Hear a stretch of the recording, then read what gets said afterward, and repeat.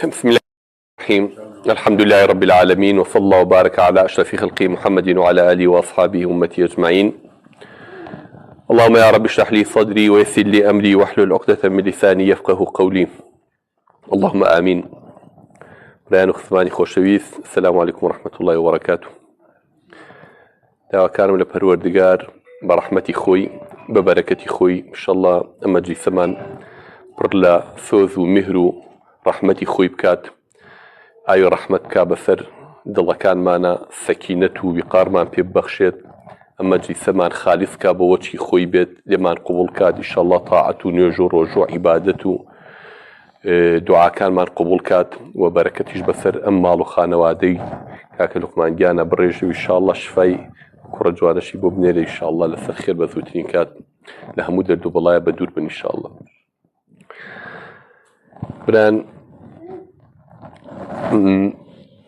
کارەتێکیان پێغەمبەری خوا صلی الله عليه وسلم فەرمووی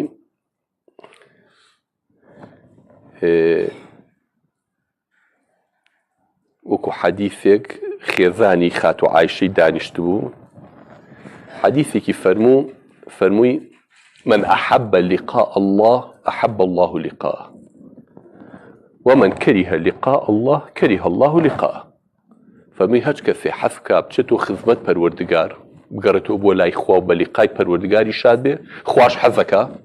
بە لیقای ئەو شاد بێ. ئەوەشی کە پێی ناخۆشە بگەڕێتەوە لیقای پەروەردگاری بکات، خوش حەز ناکات لیقای ئەو بکات. خاتو عایشە ڕەزا و ڕەحمەتی پەروەردگاری لەسەر بێ کچێکی زیت و زیرەک بوو، یعنی زەکاوتێکی زیاد لە حەدی هەبوو. یا رسول الله جا کێ هەیە حەز بە مردن بکات؟ تۆزێ من لێرە چکە تۆ بێ بمرین جا بچیتە لیقای پەروەردگار. هەمووان لە مرد نەترسین. وەڵای کەس حەز بە مردن ناکە، مردن سوود بزانێت چیتە باشوار خۆی ترسێکی هەیە، بیمێکی هەیە، خەوفێکی هەیە کاکە. پێغەمبەری صلی الله علیه و سلم فەرمووی ئایشە ئەوە نییە، من ئەوەی کە من ئێڵە مەبەستم ئەوە نییە. فەرمووی ئەی چی یا رسول الله؟ فەرمووی هەچ کەسێک کاتێک کە ئەمرێت، کاتی کە ڕۆح دەرچوونی دێت، کاتی ئەگاتە ئینقیطاع من الدنيا وإقبال على الآخرة، گەیشتۆتە ئەوەی کەیتر وا لە دنیا ئەقرتێ و ڕۆحەکە دەرەچێ بەرەو قیامەت. پێغەمبەر صلی الله علیه و سلم فەرمێ هیچ کەسێ ڕۆحی دەرناچی و لەم دنیایە ڕۆحەکەی نابەنە ئەو دیوەوە هەتا مژدەی پێنێن ماڵەکەت بۆ کوێ دەبەی، بەهەشتی یا جەهەنەمی، ئەبێ ماڵەکەی خۆی پیشان بیرێ ئینجا ڕۆحی دەرەچێ. بەهەشتی بێ بەهەشتی پیشانێڵەن ئەوە جێگەتەوە بۆ ئەوێ دەبەین. يا أيتها النفس المطمئنة ارجعي إلى ربك راضية مرضية فادخلي في عبادي وادخلي جنتي. أي بندك إخوة بقرروا ولاي پروردگار ليه راضي شدكات، أما ند رحمة بسرع رجتاتوش راضية بيت دلو مرتاحة بيه. فادخلي في عبادي وادخلي جنتي، برو لقل عبدكار ما بو أو بهشت پالو برينيكا بو إيمان دارانم داناو. ئەگەر خوا پەناشوا بە کافر و بێدین بێت، طبعا ڕێک ماڵەکەی لە بەهەشتا بینێت. کافر و بێدینیش خوا پەنامان بە پێوترێ یا ئەیەتوها النەفس الخەبیثە اخرجی إلى غضب من الله. ئەی نەفسە بۆ گەنە پیسەکە وەرە دەرەوە بۆچی؟ بۆ غەضەبی خوا، بۆ پەروەردگارێک کە ڕقی لێ هەڵگرتوویت، کە لێت تووڕەیە، کە ڕەحمت پێ ناکات چونکە کافر بووی، بێدین بووی، ئیمانی بەخوا و بەم ڕۆژە نەبوو. ئەو ئاگرا پیشانێن لە جانەمە ئەوە ئەبینیت ئەڵێنەوە ماڵی توی بۆ ئەوێ دەبینەوە. جا پێغەمبەر صلی الله علیه و سلم فەرمووی ئایشە لەو کاتێک کە ئەم مەلایکەتانە مژدە بە ئەهلی ئیمانێن بۆ ئەو شوێنە خۆشەی ئەبن، لە تاوە حەزەکان زوو بگەڕێتەوە بۆ لای خوا بۆی بۆ بەهەشتە بگە کە خوا لێی ڕازیە، مژدەیان پێداوە خوا لێو ڕازیە و حەزەکە مقابلە بکە و بخاتە بەهەشت، حەزەکە ئەویش بچێتە خزمەت پەروەردگار، أو إنجا خواش حزكات بلقاء أم عبدي، چونك أم عبد لو لحظتها توك أم مش دايو بيدن چي ودر أو حزو ودر ذلك بقريت ولا إخوة. أي كابر أي كافر بعكسه لو لحظتها أو ترسيب ودر ذي أو رقيب ودر ذي الجنة وحالو چي بشمو بلا إخوة، لو والله حزناك بچم خواش حزناك أوش بيتو بلاي. فرموي أمية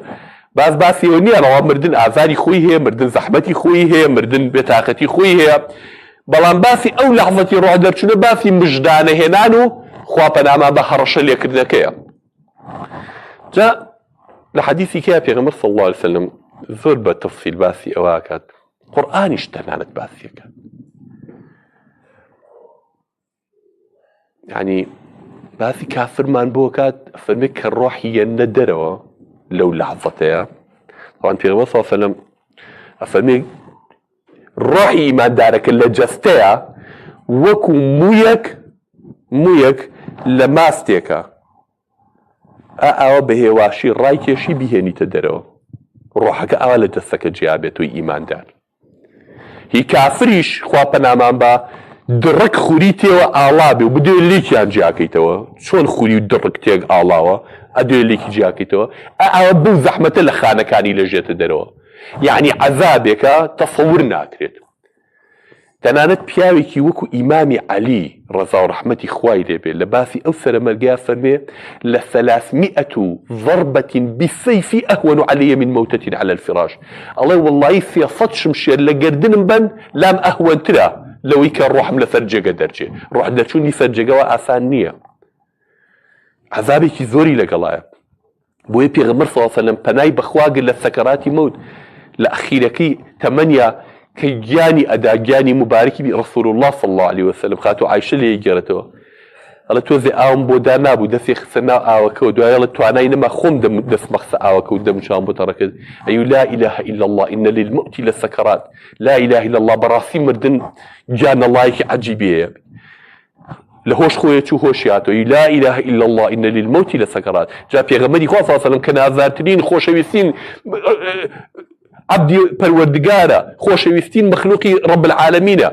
كذبوا بدرنا ببوي خواه فرمي كل نفس ذائقة الموت كل نفس قبئتاني أو مردنا بتشجل أو حق لسر هر همومان وكو چون أبي همو نفسك بس بردي صراطا بروا أبي همو نفسك إش بنفلتري الروح درچونا تيبرد حتى أكو چتو لاي پروردگاري بما إخوة يقول القرآن باثي روح درچوني كافر ما بو كافر والملائكة يضربون وجوههم وأدبارهم أخرجوا أنفسكم اليوم تجزون عذاب الهون بما كنتم تقولون على الله غير الحق الله لكاتي روح درچوني كافر ملائكة ناو چوانو لپاشيان الله لپيشو لپاشو تيه الله لا روحيانتي كابراي كافر الله بينا أو روح بوغنو بينا ردنوا توبوي بختاني بدم خوا واكرت توبوي بأدبي برامبر بذاتي پروردگار كرت من القرآن أخوة بعضك كبوث كاتي كنا جاء من شو الحذك أبجتوا لا إخوة تو لو لحظة الروح درشونها لو جاءنا الله آزارها إن جاء بين في مصر فمت لو دقيقة الدنيا أكرتيتو برو قيامة دوري بيجوي ملائكة الروح كيشانك بيد روحك الراك يشير حتى تشاو كاركا ملائكة دي تشوا دوري وكثاقل حتى تشاوي كاركا قانا بالغيكي إجغار فوردي كابراي كافر سيركا متشين همو دمو چاويان ترسناك ناشرين جلوب برگي رشيان لبرايا بها رشو دين بقرشو دين كتاكي آقدين يان بيا الان هاي ملعون بينا ونفس بوغانا بيسو بينا دروا اكيشن بدمو چاوي اكيشن بپاشيا امام حال الروحكي انجا وكو خوريو درك ليك جياكي تو خوا بناما بو حالة الروحية تدروا اما تشور حزك ابقرتو لا اخوة بحالك اوا بوشر مزاريا همو عمري وعالم لقال يا خريب نخواي نافي نفريكي بو خوا دانوان نسجديكي بو الله برد ناب عبداتي بو خوا سلمان لوتي برز بو العافي خوايا العافي بندكاني خوايا بشتي كده ديني خوا اما الرؤية بشتو لا خوا طواو او مولتي كبي دابوي لدنيايا كبحمو روجه رفقي ادايت لشي ساغي دابويتي عقلي دابويتي جياني بو فراهم كردبوي امثر ارزي بو تركيب كردبوي هواي أود هوامجي آوي أود أخوان دو لسر أرزي أوجي أي نعمتكاني أود أخوان هر مولتي داي صالة دا بي سي تشل پنجا شاز حفتا هر عقل نبوي نقرايتو دي ساو بنو بلاي إخوة بوشر بثاني إخوة بنا بابا رب العالمين رحمتي الشمولي هم كثيرك إلا كافر ربي فيني إخوة دوا كافر ناخات ناو بهشتو چاي بهشت ناكوه شمولي هج عفواتك إخوة وهج رحمتك پروردگار ناكا جا پیغمبر صلی الله علیه و فرميه خلق شو دوركت كف كاركت خف مقاومكت كفن آماداكن لا شكتي تيكن او ملائكة تاني كهاتون شو دور دقرن لكاتي روح كشانك او انش كفن يعني هنا بس بور روحكت اگر كابلا كافر بو خوا بناما با خوا زاني تشقيل وزفتي كي جهنم هنا انا الروحكي تيكن وكبسيكن ببوغني ببي سي بيبن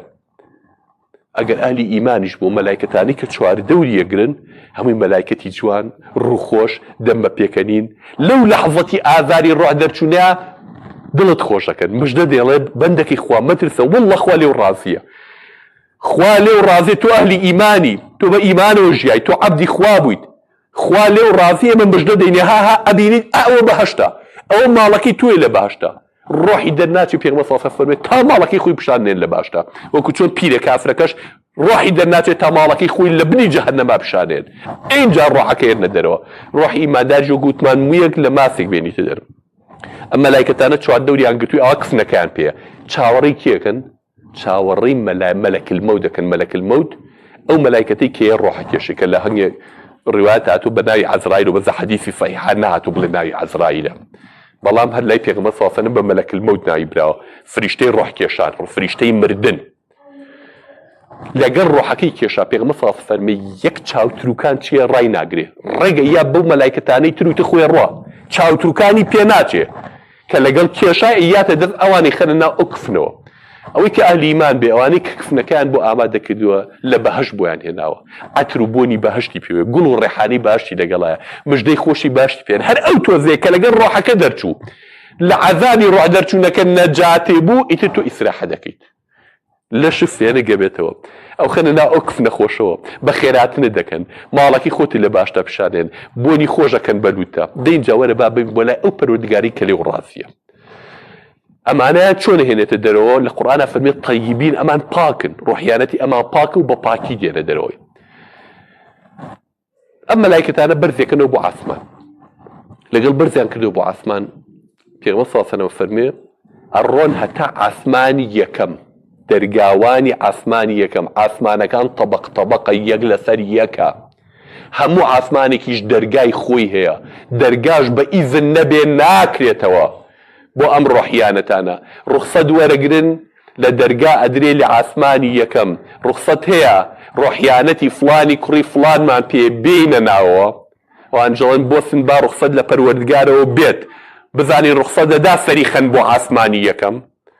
ئەگەر ئەهلی ئیمان بێت ئەمر دێتە خوارەوە لەلایەن پەروەردگارەوە بڵێ ئەڵێ زانین ڕۆحیانەتی فڵان تا پێ خوا ڕوخسەتی دا سەریخەن بۆ عاسمانی یەکەم اینجا دەرگای بۆ کرێتەوە چێتە عاسمانی یەکەم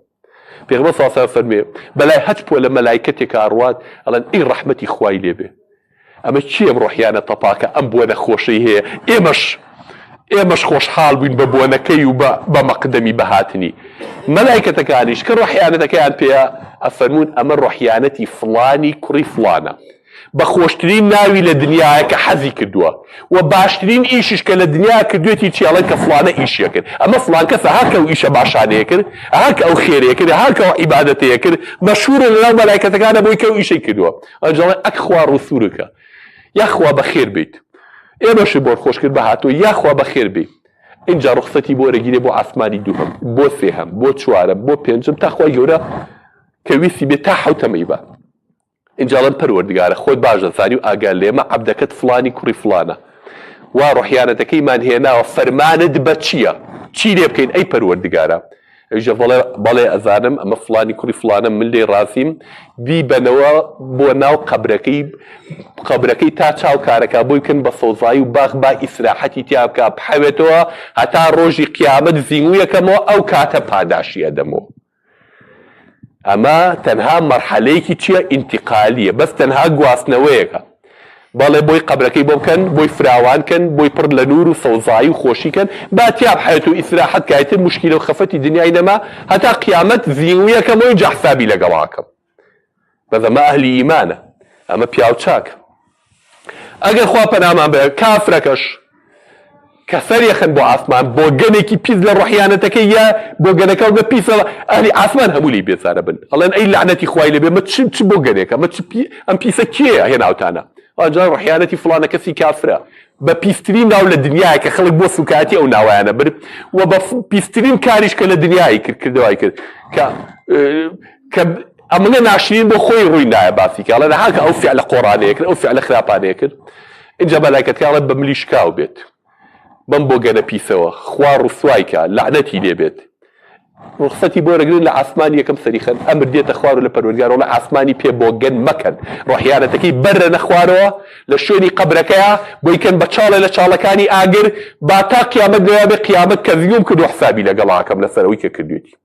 بۆی کەن بە چاڵە ئاسمانی پێ بۆگەن نەکەن ناوە دەرگای ئاسمان لا تفتح لهم أبواب السماء ولا يلجون الجنة ولا يدخلون الجنة حتى يلج الجمل في سم الخياط شايشان بباش داك تا وشتر نچه بكوني درزي درومانه وشتر نچه بكوني درزي درومانه جا كلمه جمل بدو معنى دي بمعنى وشتر ديت بمعنى غريسي استورج دي بمعنى غريسي استور نه غريسي استور چه بدرزي دروماني اینا خیاتا نوشتر پیاچه به هج معنی که بیت یعنی چای به باش نکرد خو پنامم با اینجا روحیانەتی لە عاسمان و بەرێنەوە بۆ شوێنی قەبرەکەی ڕەوان تا ئەو کاتە کە سوکار جەنازەکەیان ئامادە کردو و شۆردویانە و وا کفنیان کردو و وا ئەیبەن بۆ کوێ بۆ سەر قەبرە پێغەمبەر صلی الله علیه و سلم چاوی لێیە کابرا لە ڕۆحیانەکە چاوی لێ کە ئەوە کە سوکارەکەی چۆن وا حازریەکەن و کفنیەکەن و ئەیبەن بۆ سەر قەبران تەنانەت لەو لەحظەتی کە ئەڕوا بۆ سەر قەبران پێغەمبەر صلی الله علیه و سلم جەنازەکە ڕۆحیانەتەکەش بەسەریەوەتی ئەگەر ئەهلی ئیمان بێ پێغەمبەر صلی الله علیه و سلم فەرمێ ڕۆحیانەتەکە ئەڵێ قەدیمونی توخوا خێرا بن بەر خێرا پەلەیەتی خێرانی بن بۆ ئەو مژدەی خوا بۆ ئەو خۆشی کە خوای گەورە بۆی داناوە برا بۆ عاسمان لێوە ڕۆزامەنی خوای پێبەخشرا مەلایکەت هەموو ڕەحمەتیان بۆ ئازانێ بۆ کوێچێ هەر لە پێش ڕۆح دەرچوونەکەی ماڵەکەی خۆیان لە بەهەشتا پیشانا بۆیە ئەڵێ قەدیمونی خوا پەنامە بە کابرای کافریش کە ئەیبەن ئەڵێ قوڕە پێوێ هاوارێک ئەڵێ ماڵ وێرانم بۆ کوێم ئەبەن ئەی هەوار بۆ کوێم ئەبەن خواخوایەتی نەیبەن چونکە ئەزانێ کە ئەیبەن بۆ قەبرەکە و چی بەسەر بن هەرچی هەنگاو هەیە لە دوای یەک لە دوای خراپتری بە دوایە دێ ڕۆح دەرچوونەکەی چەند ناخۆش بوو سەرخستنەکەی بۆ ئاسمان و فرایانەوەکەی لەوە ناخۆشترا خستنە ناو قەبرەکەی لەوە ناخۆشترە منکەر و نەکیرەکەی لەوە ناخۆشترا عەزابی قەبرەکەی لەوە ناخۆشترە زیگ و بوونەوەی قیامەت لەوە ناخۆشترە جەهەنەمەکەی دوای ئەوەش هەموویان ناخۆشترە خۆ ناخۆش بە دوای ناخۆشترا دێ بەنسبەت ئیمانارەکەشەوە بەعەکسەوە هەنگاو لە هەنگاوی خۆشتر دێ هەتاکۆ بە بەهەشتی بەرین شا دەبێ ئینشاءڵڵا لەبەرەوە برایان ئەمە ئێمە ئیماندار کە ئیمانمان بە قورئان هەیە کە لای خوا بۆمان نازڵ بووە ئیمانمان بە ڕەسوول الله هەیە صلی الله علیه وسلم کە هەرچی فەرمووە حەقە و لەلایەن خواوە پێوتوین ئێمە چی نازانین ئەو میلەتانی کە بێ ئاگان لەمە کەسی نازانێ ڕۆح هەیە نییە کە دەرەچێت چی بەسەر دێ هەر یەکەو لە ئاشێک ئەڵێ کۆمەڵێک ئەڵێن ڕۆح هەر نییە هەر کۆمەڵێ کردداری بایۆلۆجیە لە لەش ئینسانە کە کۆتایی پێ هاوێ بێتەوە بە خۆڵەکە و هیچی کەنە ئەو کافرەکانی کۆنی شەروانەوەی کۆمەڵێکی ژەڵێن کاکە لەوا چ شتێکی وەکو ڕۆح وایە